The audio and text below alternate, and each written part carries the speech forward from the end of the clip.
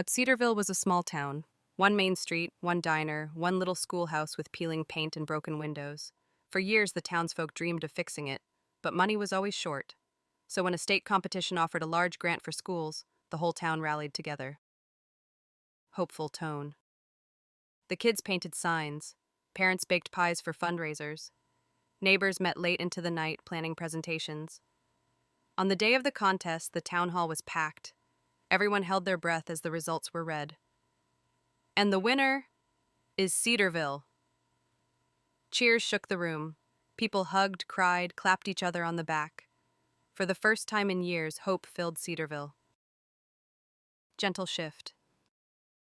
The prize was $500,000, enough to rebuild the school. The mayor, Mr. Thomas, promised to manage the funds carefully. "This is for the children," he declared, hand over heart. The crowd applauded. But weeks passed, and no construction began. The paint still peeled, the windows stayed broken, and whispers began to spread. Mary was a retired teacher who wrote a small column for the local paper. She wasn't a professional journalist, just a woman with a notebook and curiosity. She asked the mayor at a town meeting, "When will the renovations start?" He smiled. "Soon, very soon." These things take time, but his eyes darted to the side, and his voice trembled just a little. Suspicion builds. Mary started digging. She spoke with the school board. They hadn't received a cent.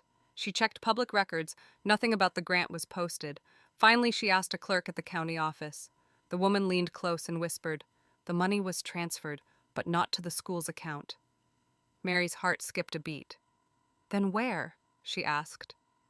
The clerk hesitated, glanced around, and whispered, "To Mayor Thomas's personal account." Mary's pen froze over her notebook. She knew she had found something big, but also dangerous. Emotional build. That night, she couldn't sleep. Her mind raced with questions. Should she tell the town? Would they believe her?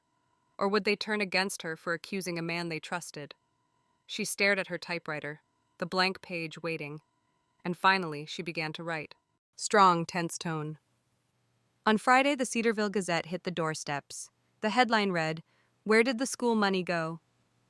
Inside, Mary laid out everything: the missing funds, the records, the whispers from the clerk.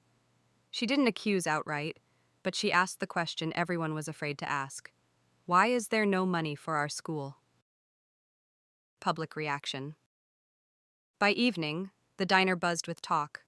Neighbors leaned over coffee cups, voices low but urgent. Some defended the mayor, others demanded answers.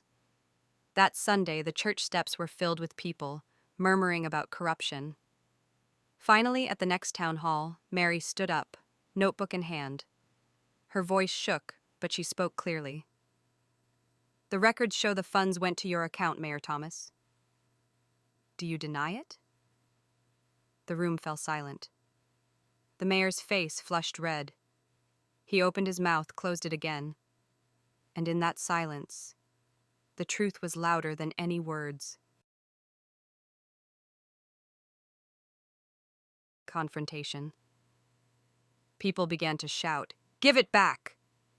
That money is for our children!" The mayor tried to speak, but his words were drowned out. For the first time, his power slipped, and the people of Cedarville stood together. Resolution tone. Under pressure, the mayor resigned within weeks. An investigation confirmed Mary's story. The funds were returned, every penny. That spring, construction began on the new school. The smell of fresh paint and the sound of hammers filled the air. Children laughed as they watched walls rise where old bricks had crumbled. And Mary, she became the town's voice, not because she was loud, but because she was brave. Reflective, wise tone. Cedarville learned a lesson. A community is strong when they stand together. Lies fall apart when people refuse to stay silent. Justice doesn't come from one person alone, but from neighbors, united. Ending 1. Community. At the school's opening, Mary cut the ribbon with the children. The crowd cheered, not just for a building, but for truth. Ending 2. Reflection. Mary sat on her porch with Ellen, sipping tea. Ellen smiled and said, "You gave us back our voice, Mary." Mary shook her head softly. "No, We found it together. Ending 3. Justice.